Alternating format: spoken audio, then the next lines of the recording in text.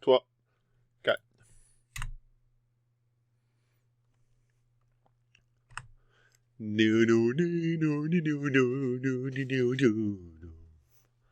Ahrar est le couple fortuné. Emureddin Arosi, issu d'une famille connue pour son adhésion aux croyances d'une secte, vient trouver un sage et lui dit « Cela fait de nombreuses années que nous nous efforçons, ma femme et moi, de suivre la voie du derviche.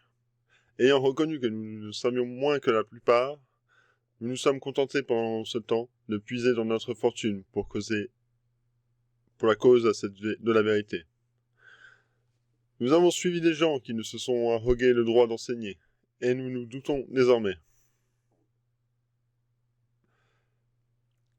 Ce qui nous fait mal au cœur, ce n'est pas tant d'argent évanoui, gaspillé par nos anciens mentors, au nom du travail, dans des entreprises commerciales sans lendemain, que le temps perdu avec des efforts inutiles.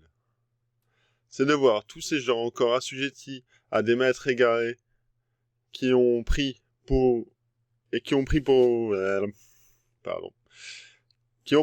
sur eux de guider les gens, pas les autres.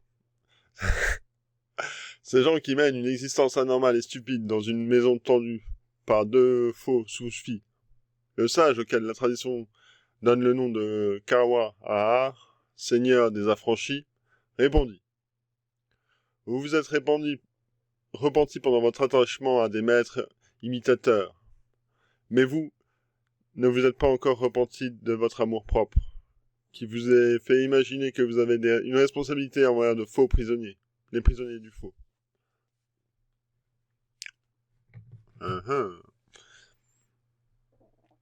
Nombre d'entre eux sont encore dans la toile de la tromperie, car ils ne sont pas en répit de la tromperie et veulent des connaissances faciles.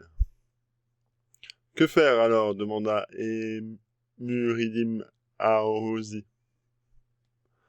Venir à moi le cœur ouvert, mais sans condition.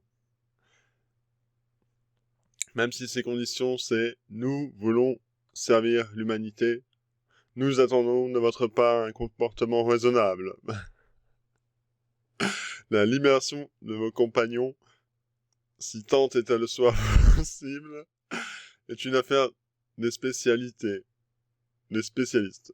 Sûrement pas la vôtre. Votre aptitude à vous former même une opinion à mon sujet est détériorée.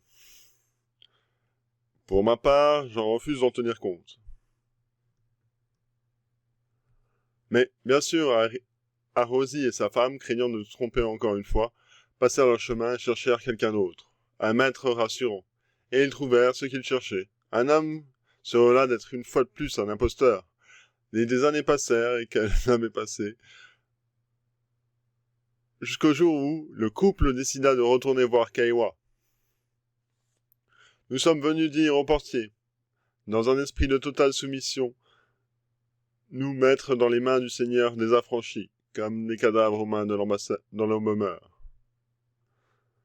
Braves gens, dit le portier, votre résolution semble excellente, très proche de celle que manifeste le Seigneur des affranchis.